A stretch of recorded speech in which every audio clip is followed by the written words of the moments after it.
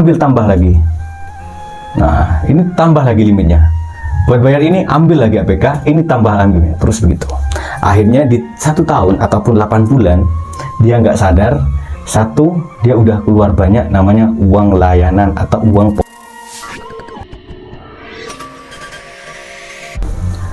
Assalamualaikum warahmatullahi wabarakatuh. Selamat pagi dan salam sejahtera untuk kita semua. Perkenalkan, saya Mas Fai, pengisi channel Ilmu Official.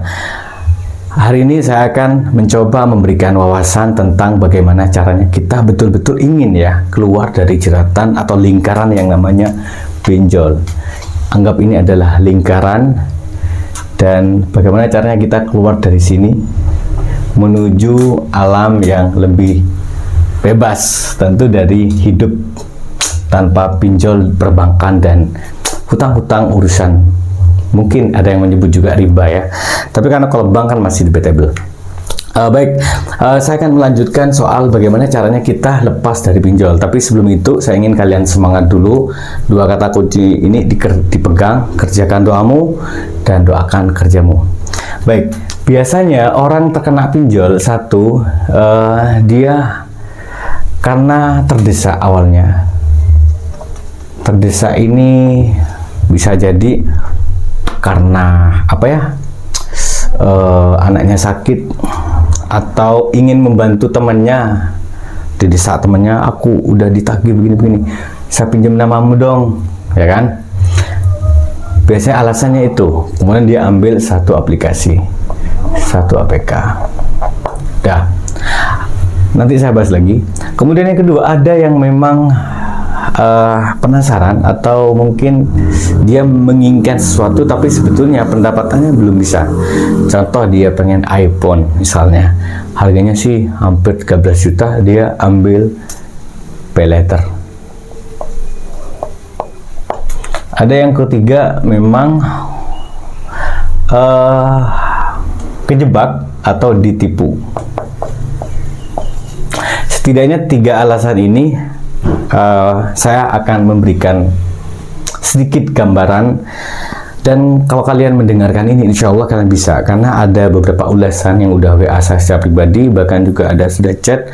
Hari ini dia sudah lebih tenang dan mulai satu persatu dia bisa gagal bayar, dan satu persatu dia ingin mencatat dan melunasi hutangnya.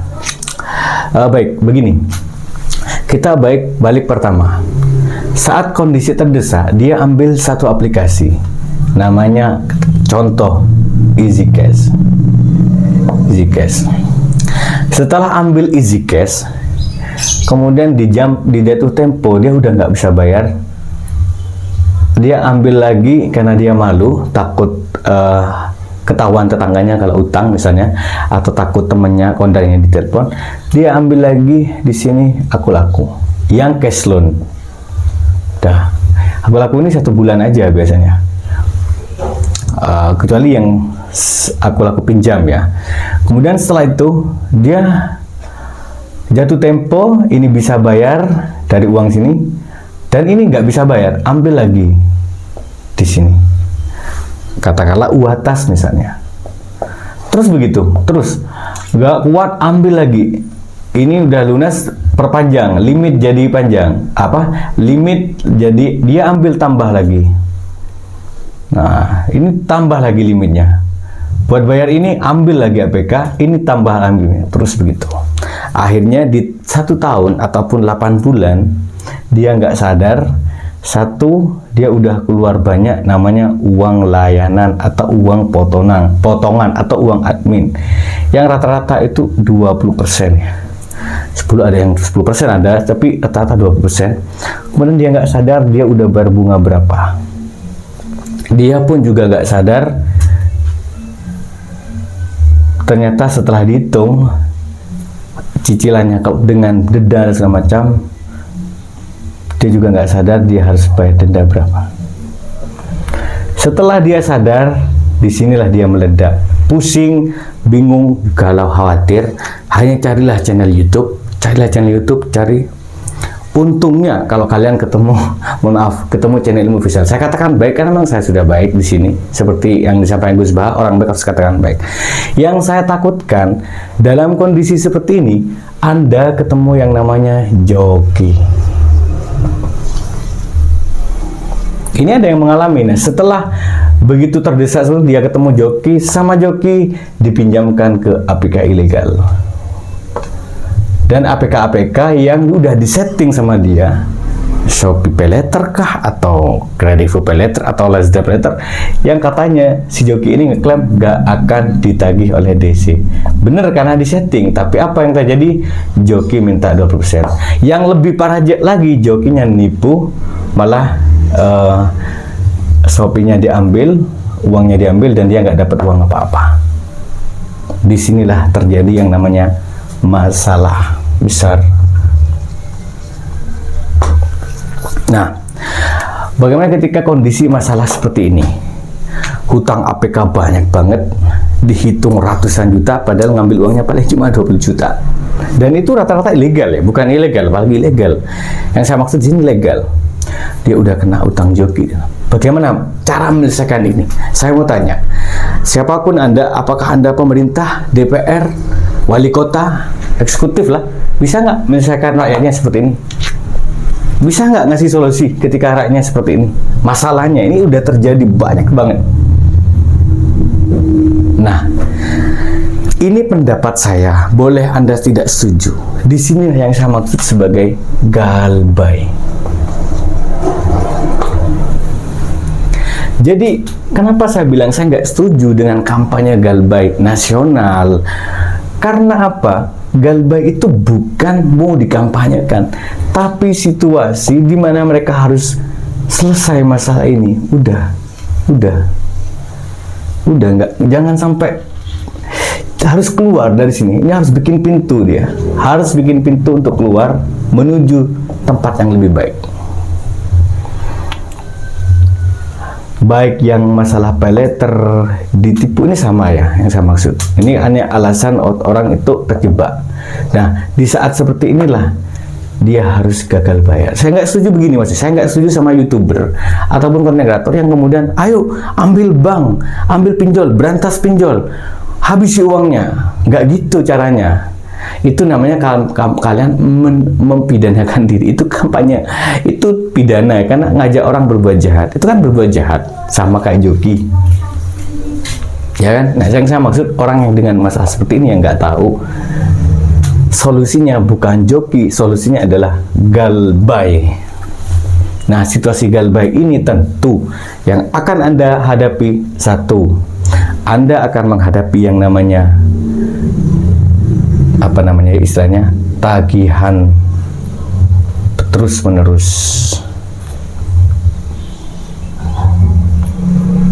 Ada juga sih pinjol legal kerjasama sama pihak ketiga yang nakal. Dia nelpon melebihi batas waktu, nelpon terus, ya kan? Nelpon terus kan, bisa sampai 40 kali sehari. Ada juga yang kemudian akan didatangi oleh DC.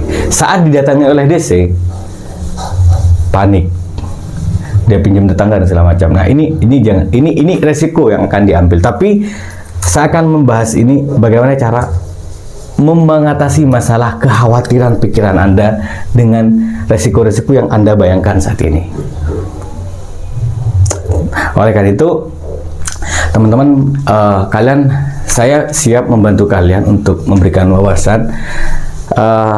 Bantulah teman-teman kalian juga dengan cara sebarkan video ini, share, like, kasih komentar, dan komentar terbaik akan saya pilih untuk video kali ini, khusus kali ini, karena saya ingin menyebarkan istilahnya orang-orang yang dengan masalah seperti ini, yang lagi kacau dan tidak punya apa-apa, lagi ibu-ibu yang umurnya udah 50 ke atas, dia panik aja kan.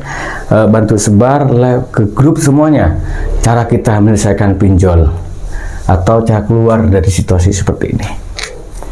Dan mungkin bagi teman-teman grup saya yang udah masuk di WA, mungkin udah tiap hari kita kasih booster terus ya. Mungkin ada yang udah kuat, ada yang belum. Tapi ini bagi yang baru, silakan kalian bisa berpikir ulang situasinya seperti sekarang ini seperti apa, kondisi keuangan Anda dan segala macam.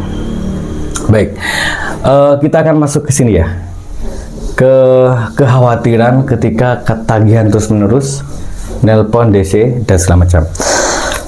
Baik, kita masuk ke resiko berarti ya. resiko kalau kita galbay.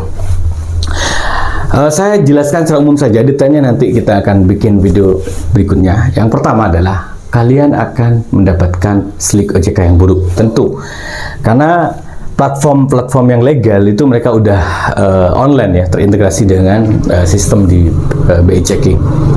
Tentu slik OJK buruk Anda tidak bisa bekerja di bank, karena kalau bank pasti otomatis gak mau orang yang bermasalah dengan slik OJK.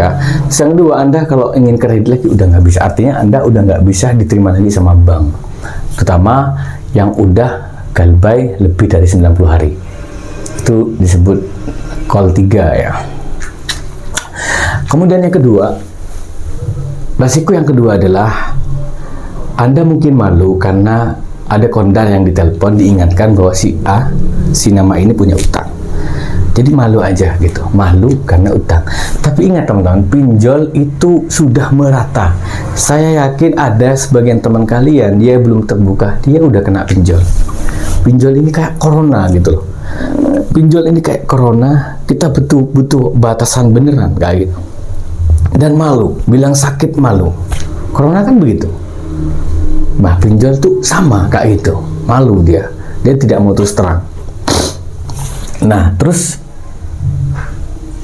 yang paling khawatir sebetulnya dari pinjol adalah kalau kantor kalian ditelepon terus, HRD-nya marah, Anda dipecat.